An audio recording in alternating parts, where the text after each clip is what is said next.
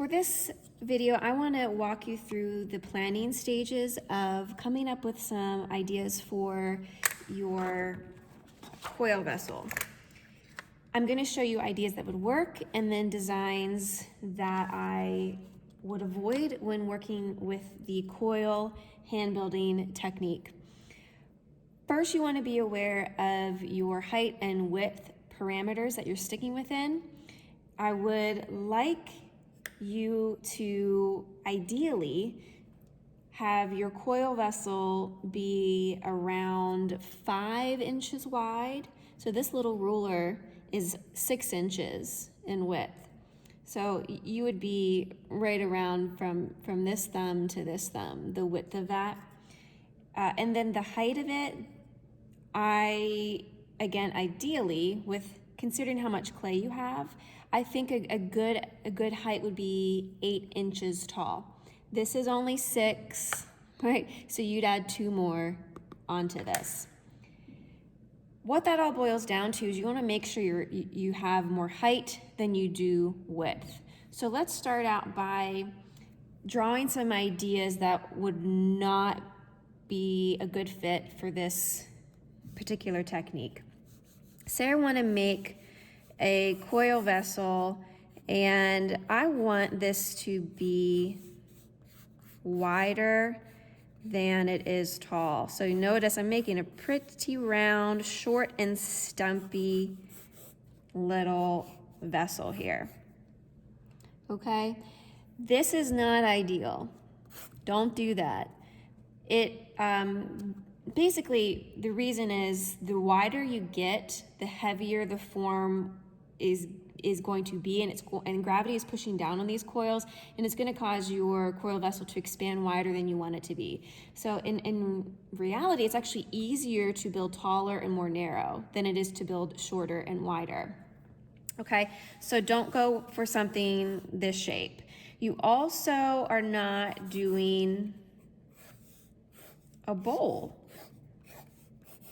Okay, this is not going to work. You are going to be required to have some curve within your form. Again, ideally, we would like to see 2 outward bends and 1 inward bend. So what I mean by that is here, this is bending out and then going in and out again. Rather than here, it's just going out. All right, so these you're avoiding. Another sort of shape to avoid would be anything with sharp angles. So if I'm sketching something here, see these sharp angles here. Although I think this is a really nice shape,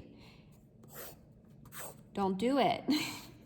You are going to make things harder than they need to be by having these sharp directional changes, specifically right here. And also whenever you are changing direction really quickly, it makes it really hard to do that with coil. You can do it with other techniques, but not with coil. You also don't want to have your width of your opening being really wide and then have this be super steep going in. And then along those same lines, notice how this top part is much wider than the bottom. It's going to be really hard for this bottom portion, specifically right here, for that to support this weight. It's going to end up getting wider than you want, possibly collapsing. So don't do that either. So we're avoiding wide shapes. You're avoiding only doing one directional change. You're avoiding sharp angles, corners, and you're also avoiding extreme differences in width, especially much wider here at the top than the bottom. So then what can work? Like I said before, I would try for things that are a bit taller and more narrow. I mean, as you're noticing me sketching these out, since I am trained in drawing and I teach this course, a number of courses at the high school that are drawing courses, it's a bit easier for me, but I've practiced. So if you're trying to get things to look more symmetrical, meaning it's the same on both sides. One thing you can do is when you're drawing, divide or draw a straight line down, and then you see how I'm working back and forth. I kind of piece it together rather than doing this all at once. Although that was actually not too bad, you're going to end up getting a better idea of the overall shape by approaching it this way. All right, so this would be a pretty nice vessel. It's, you know, the width here compared, so the width of the belly, we say, compared to the neck, is not too extreme of a difference. The width of the rim, so this is the opening, again, is not a huge contrast from the width of this bottom portion. And actually it's more narrow. If you see, it's more narrow here than it is here for the bottom. So that's good when it comes to the support of the bottom and gravity, right? That force that's working against you when you're building. So this would be a pretty good shape.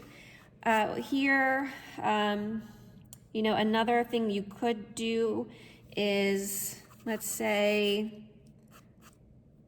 I want a shorter little neck here, and then I'm gonna have the majority of my pot be the space down here. So again, this is the neck, the rim. That's a small bit of height compared to everything else from the neck down. This would be nice, that would work. And you still have your directional changes occurring here. You are not doing a cylinder. You also aren't doing shapes like this, if you can see that there. Because you only have one direction, it's going out. And it's actually harder to do perfectly straight edges when you're working with coil. Curves tend to be easier for this technique.